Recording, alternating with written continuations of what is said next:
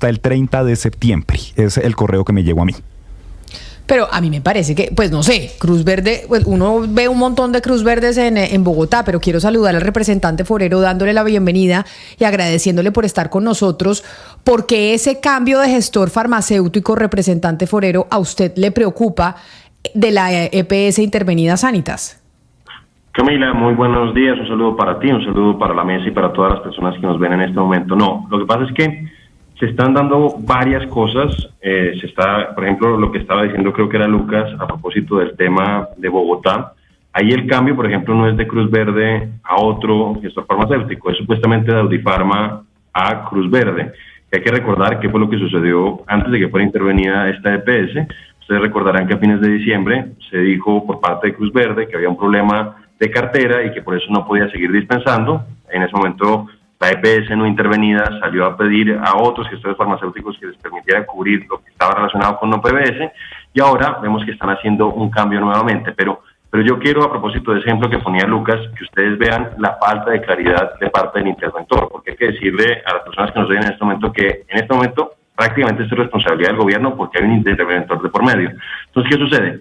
En 13 departamentos se va a cambiar a Cruz Verde, que viene desde hace bastantes años haciendo el ejercicio de dispensación de medicamentos, por otros gestores. Esto fue un comunicado que sacó el interventor hace unas semanas, y decía que a partir del 1 de octubre iban a cambiar los gestores farmacéuticos en 13 departamentos.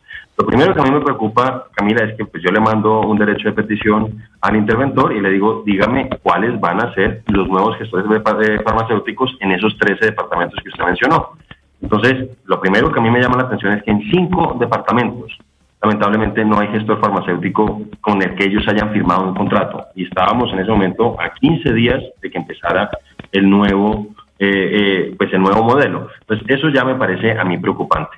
Después me empecé a encontrar con otras cosas, y es que en algunos departamentos, por ejemplo en el caso de Cundinamarca, que para el PBS, para el Plan de Beneficio en Salud, dice Cruz Verde que contrató con un nuevo gestor que se llama Insumedic. Pues primero, Insumedic no tiene página web, no la he podido encontrar. Y segundo, yo le mandé un derecho de petición a la Superintendencia de Salud para que me dijera cuándo se había registrado Insumedic como un gestor farmacéutico y operador logístico, y me dijeron que a partir de julio de este año, del 11 de julio. Pues obviamente eso a mí me preocupa, porque a mí no me importa que cambien eventualmente de gestor farmacéutico, que cambien a Cruz Verde o al que sea, pero que sea un proceso que tenga una buena transición y que no implique traumatismos para los pacientes. Y aquí lo que me encuentro es que a una empresa que no tiene página web y que aparentemente le entregaron hace poco esa posibilidad de operar como gestor farmacéutico, le dan esa dispensación en un departamento tan grande como Cundinamarca. Representante forero, pero déjeme lo interrumpo porque mire, esto va a cambiar a partir del 1 de octubre, es decir, la otra semana. Con esto que usted está contando de las investigaciones que ha hecho, lo que está previendo y anunciando es que a partir de la próxima semana, en 5 departamentos, dígame cuáles, va a haber problemas con la dispensación de medicamentos de quienes piden esos medicamentos en la EPS Sanitas. Pues mira, Camila, entonces, ¿qué es lo que sucede? Efectivamente, no hay claridad de quién se va a hacer cargo de esa dispensación. Los departamentos son Bolívar, Putumayo, Guainía, Vaupés y Bichada. Entonces, hace unas semanas, el señor interventor sale y dice que iba a cambiar el gestor farmacéutico para el PBS en esos departamentos. Yo le pregunto en un derecho de petición cuáles son los nuevos gestores farmacéuticos en esos y en los otros 8 departamentos, y me dice que en esos no hay. Entonces, ahí hay una incertidumbre grande y lamentablemente el interventor no ha salido a aclarar qué es lo que va a pasar. Entonces, esa es la primera denuncia que yo hago y que me parece muy preocupante, que a 20 días no hayan firmado contrato con un nuevo interventor en función de los mismos anuncios que ellos habían hecho. Y por otro lado, está el hecho de que en los otros 8 departamentos, donde sí hay nuevos gestores farmacéuticos con los que se firmaron contratos, pues aparentemente algunos de ellos no tienen mucha experiencia. De hecho, hay uno de ellos que es SID, que se va a hacer cargo de la dispensación en Sucre, en Guajira y en Cesar, que según la superintendencia no tendría registro o no estaría habilitado para en este momento hacer la gestión farmacéutica y la operación logística.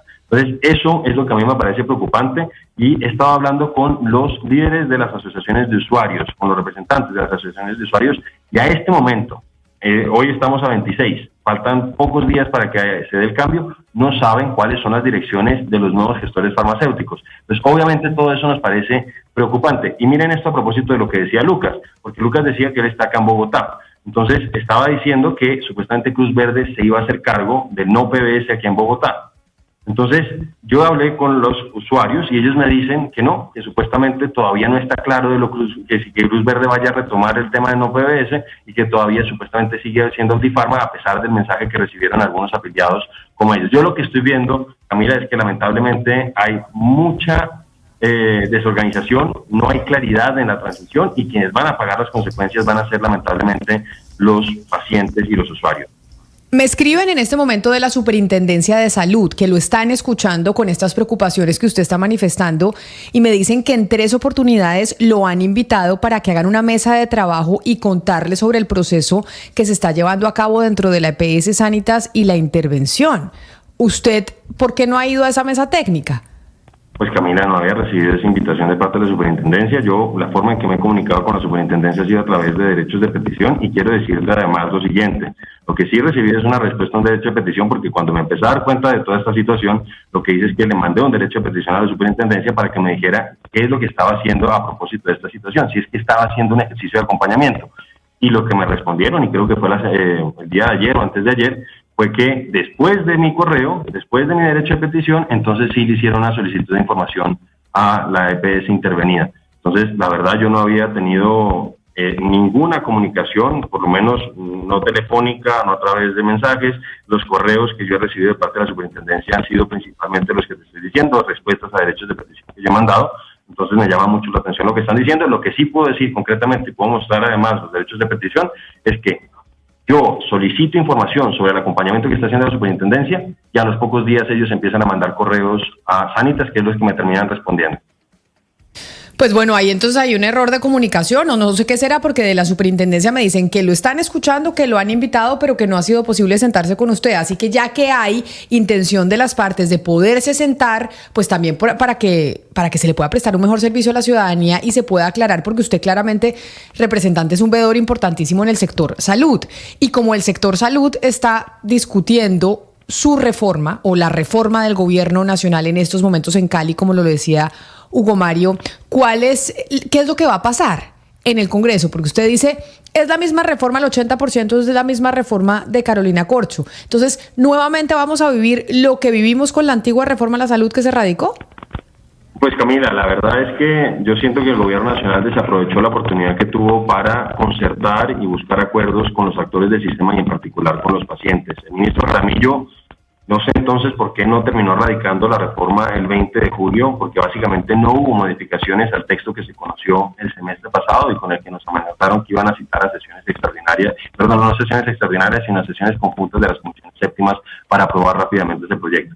Lo que hemos visto es que sigue siendo un proyecto que a mi juicio tiene unos problemas estructurales graves, que en lugar de resolver los problemas actuales los va a agravar y va a crear otros problemas. Es un proyecto en el que se avanza en la estatización de la prestación del servicio de salud. Básicamente convierte a las hoy EPS futuras gestoras en unas auditoras bastante costosas porque les va a asegurar un 5% de la UPC. Al mismo tiempo fragmenta los recursos de la salud y al fragmentar los recursos de la salud se fragmenta la atención. Pone un riesgo de politización muy grave a nuestro juicio, Camila, porque le va a dar un papel muy importante a los alcaldes y gobernadores en la conformación de las redes de prestación de servicios de salud en los departamentos y en los municipios. Plantea un esquema de compra abierta para los servicios de salud, que además van a estar básicamente en manos de la ADRES y creo yo que va a verse superada por ellos, y la ADRES nos ha mostrado de hecho recientemente a propósito del SOAT cómo ese esquema de compra abierta se genera no solamente en problemas de desbordamiento de gasto, sino también en riesgos de corrupción con operadores fantasmas. Entonces, por esa razón, yo creo que obviamente voy a participar de los espacios que ha dicho el ministro Cristo y el ministro Jaramillo que se van a abrir, pero yo no soy muy optimista a propósito de ellos, porque ya los hemos visto en el pasado, generan esas mesas de negociación, esas mesas técnicas de conversación, pero finalmente terminan imponiendo la visión del gobierno. Y esa visión fue la que ya fue derrotada en el Senado de la República. Representante, y justamente aquí cuando dábamos la noticia de que se estaba radicando esta nueva reforma, si se le puede decir así, o se estaba radicando nuevamente la reforma a la salud a escondidas, un viernes sin la presencia de los gremios y casi que sin previo aviso, pues analizábamos un poco cuál iba a ser el panorama si esta reforma era la misma que se había hundido en la Comisión Séptima del Senado. Y aquí decíamos que muy probablemente pasara en la Comisión de la Cámara, pasara en la plenaria de la Cámara como pasó con la reforma anterior, pero pues se terminará cayendo nuevamente en la Comisión Séptima del Senado. ¿Usted ¿usted cómo ve el ambiente de esta reforma y le ve futuro o va a terminar pasando lo mismo? Pues la verdad yo no le veo mucho futuro porque no tiene, como no fue concertada, como el ministro Jaramillo desaprovechó la oportunidad que tuvo, pues no fue concertada, excluyó otra vez a pacientes, médicos y académicos, entonces tiene poca legitimidad social.